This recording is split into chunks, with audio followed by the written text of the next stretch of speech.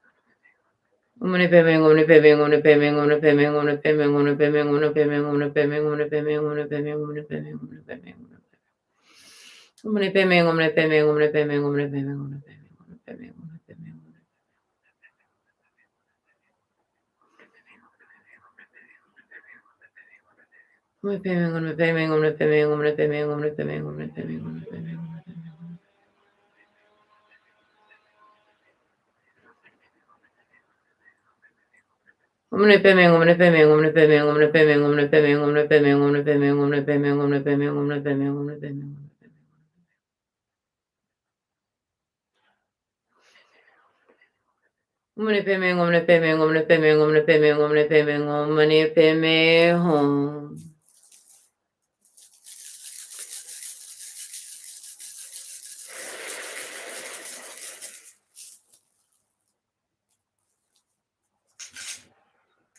Let's give thanks for our teachers. May all of my blessed teachers enjoy long, happy, healthy, productive lives and great support for their good works.